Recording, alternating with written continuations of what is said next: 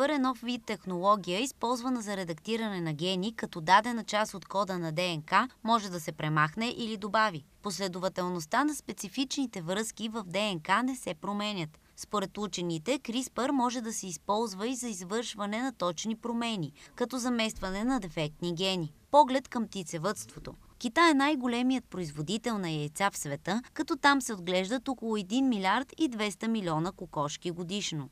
В САЩ има около 320 милиона пилета, които снасят около 75 милиарда яйца годишно. В световен мащаб 50 милиарда пилета се отглеждат всяка година, но около 7 милиарда мъжки се убиват веднага след раждането им. Въпрос, който се коментира от години и в Европа.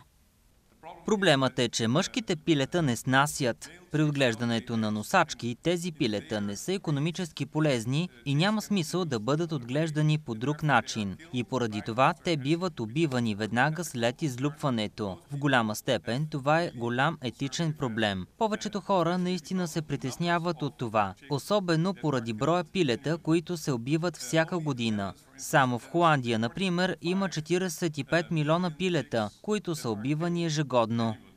През последните 10 години все повече учени търсят начин да се определи пола на пилето в яйцето чрез развиването на биотехнологиите. Откритията показват, че това може да бъде постигнато чрез използването на метода CRISPR. Към пилешкия геном се добавя ген от морския анемон. Последствие, чрез лазерна светлина върху черупката, учените могат да открият пола на пилето в деня, в който то е излюпено. И така, едно от нещата, които предложихме е, че можем да вмъкнем гена с флуоресциращ в зелено протеин от медуза в Z хромозомата. При птиците също има хромозоми за пола, подобно на тези при хората. При два различни хромозома се получава женски пол, а при два еднакви – мъжки.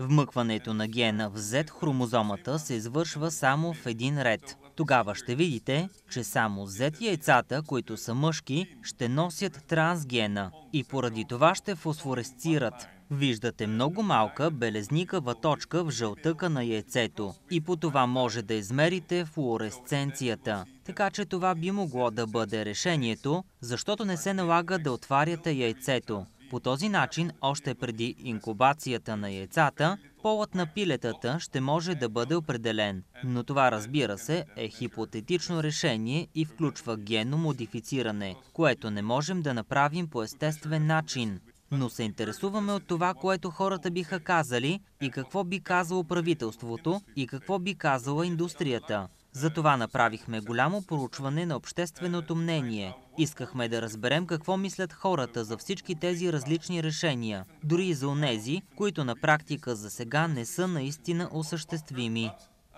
Определянето на пола на пилетата все още, докато те са в яйцето, не е нова идея. Една германска биотехнологична фирма вече разработи технология за определяне на пола на 9-тия ден от снасянето на яйцето. Учените пробиват малки дупки в яйчената черупка на 9-тия ден от снасянето на яйцето и изсмукват малко течност от него. Проблемът е, че процедурите са много бавни и много скъпи.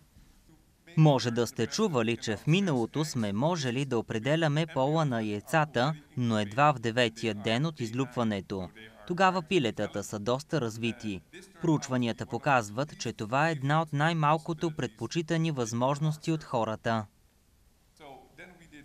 Чрез CRISPR технологията, част от разходите на производителите на яйца могат да бъдат компенсирани. От своя страна, яйцата от мъжки пол в ранен стадий на развитие могат да бъдат използвани за различни цели. Те са основна част от производствения процес на ваксини, като около половин милиард яйца годишно се използват за производството на около 90% от противогрипните ваксини в световен план. Белтъците пък се използват в козметичната индустрия поради високото съдържание на протеини. Лечебните им свойства се използват най-вече в производството на шампуани и заздравителни продукти за коса.